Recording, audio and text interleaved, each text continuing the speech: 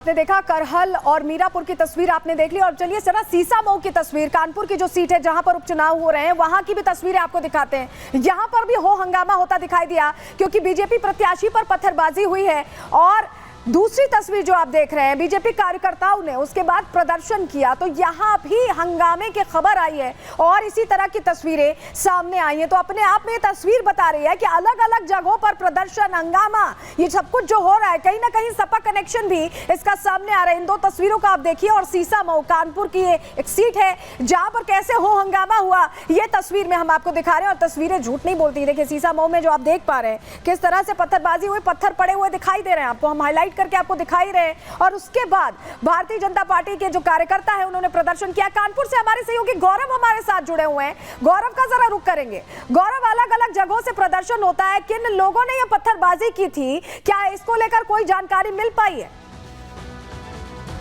यहाँ पर वोटिंग हो रही थी, मैं इस वक्त उसी जो बूथ है उसके बाहर खड़ा हूँ। यहीं पर जो वोटिंग है वो हो रही थी, जिसके बाद यहाँ पर जो प्रत्याशी हैं भाजपा के वो आते हैं और उनकी गाड़ी पर पत्थर चलाए जाते हैं। कुछ अराजक तत्वों द्वारा उनकी गाड़ी पर पत्थर फेंका जाता है, जिसके बाद जो माहौल है वो खराब करने की पूरी तरह से साजिश की जाती है। लेकिन उस वक्त मौके पर पहुंचकर पुलिस ने जो हालात हैं उनको संभाला।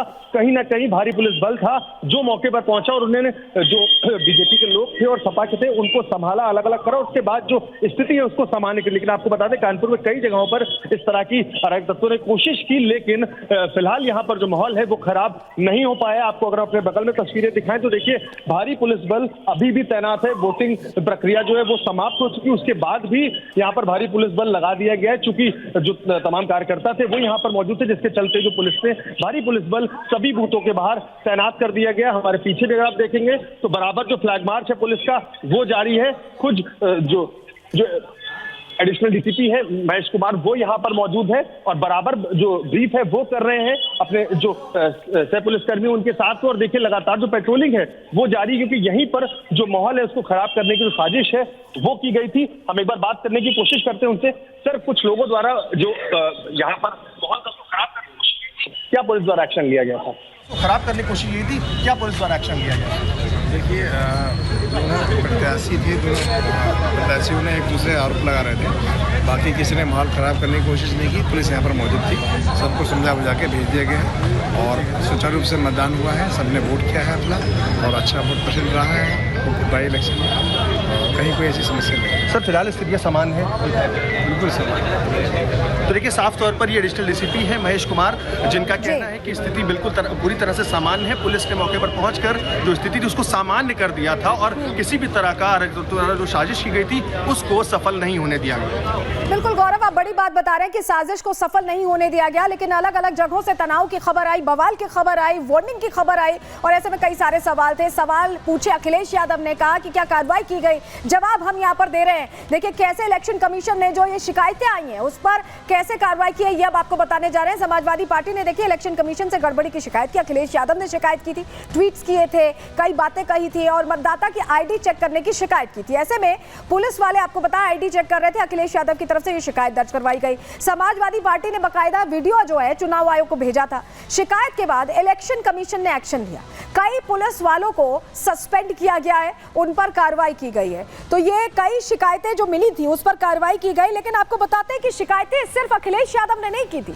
भारतीय जनता पार्टी ने भी कई जगहों पर प्रश्न खड़े किए थे, समाजवादी पार्टी ने भी शिकायत की थी और कैसे एक्शन उस पर हुआ है चलिए वो जानकारी अब जल्दी से आपको दे देते हैं, बता देते हैं। ये तो हमने बताया कि अखिलेश यादव ने जो शिकायत की थी उस पर क्या हुआ, लेकिन जो दोनों पार्टीज की तरफ से शिकायत की गई उसमें क्या हुआ। इलेक्शन कमीशन को देखिए चुनावी गड़बड़ी की शिकायतें मिली, बीजेपी से भी और समाजवादी पार्टी से भी, दोनों तरफ से जो शिकायतें मिली उन पर एक्शन प्लान बकायदा तैयार किया गया और दोनों ही तरफ से शिकायतों को लेकर यूपी उपचुनावों में 7 पुलिसकर्मियों को सस्पेंड कर दिया गया। हम आपको जानकारी दे रहे हैं 7 पुलिसकर्मियों का सस्पेंशन हुआ है। मुरादाबाद में 1 दारोगा और 2 सिपाही सस्पेंड कर दिए गए।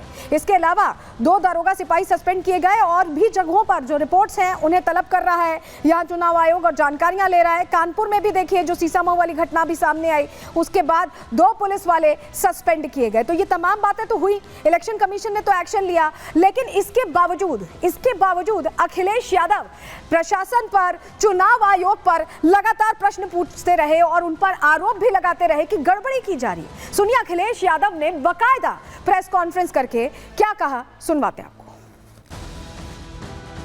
इतनी शिकायतों के बाद लगता है चुनाव आयोग की इंद्रियां काम नहीं कर रही हैं। न उसे दिखाई दे रहा है न सुनाई।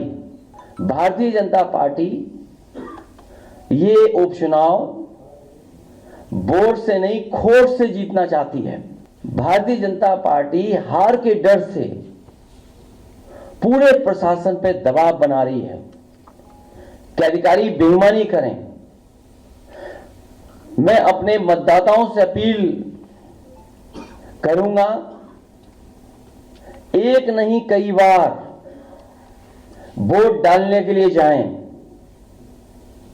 डटे रहें और वोट डालकर ही आएं।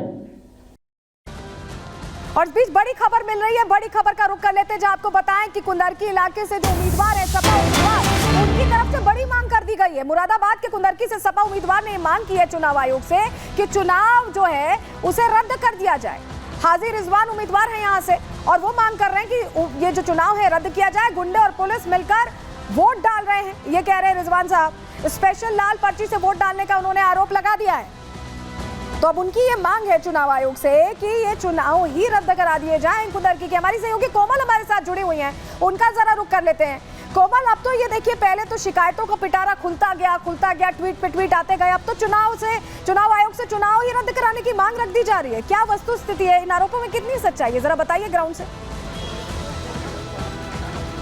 बिल्कुल सलोनी, देखिए अगर हम कुंदरकी की बात करें तो सबसे सर्वाधिक वोटिंग जो है वो कुंदरकी में ही हुई है और काफ़ी ज़्यादा हॉट सीट भी मानी जाती है। लेकिन इस बीच देखिए कुछ लोग भी हैं और उनमें भी काफ़ी गुस्सा भी इस चीज़ को लेकर के। हाजी रिजवान साहब जो है सपा के सांसद, उन्होंने कहा कि दोबारा से वोटिंग हो क्योंकि यहाँ पे पुलिस और गुंडों ने जो है वो वोटिंग करवाई है। निराधार है ये आरोप, इनका बिल्कुल निराधार है। आप किसी भी मुस्लिम से यहाँ पूछ सकते हैं, किसी प्रकार की कैप्चरिंग या कुछ भी नहीं हुआ है। निष्पक्ष प्रशासन ने निष्पक्ष रूप से हर मतदाता को मतदान करने का मौका दिया है। कोई आईडी चेक। सपा उम्मीदवार ये भी कह रहे हैं कि अर्धसैनिक बलों के साथ इस बार जो है वो वोटिंग करवाई जाए, तो क्या उन्हें स्थानीय पुलिस प्रशासन या फिर ईसीआई पर भरोसा नहीं है क्या? मैडम, जो चुनाव हारता है ना वो आरोप लगाता है। ये सारे आरोप उनके निर्धार हैं। संविधान के दायरे में चुनाव हुआ है और ऐसी कोई बात नहीं हुई है। आप किसी भी मतदाता से पूछ लें, कुंदरकी विधानसभा का किसी भी मतदाता से पूछेंगे तो आपको बताएगा कि हर व्यक्ति को जो मतदाता आपसे मत डालने का अधिकार दिया गया है और जो मतदाता जो फर्जी वोट डालना चाहता तो उसे वोट नहीं दिया जाए। हाजिर रिजवान साहब तो एक लाल पर्ची का भी जिक्र करते हुए नजर आ रहे हैं और देखिए सुबह से ही जब से ही यहाँ पे वोटिंग की शुरुआत हुई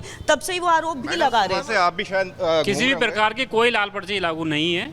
जो भी पर्ची वोटर लेकर जा रहा है सभी पर्चियों से वोट डलवाए गए हैं और उनका जो आरोप बिल्कुल ही निराधार है। ऐसा कुछ नहीं है किसी पर्ची के जिक्र अगर उन्होंने बता रही हैं, लोगों से जो बात करें लोग भी कह रहे हैं कि आरोप निराधार हैं। बहुत शुक्रिया आपका कोमल, जुड़ने के लिए और जानकारियां देने के लिए। मेरे सभी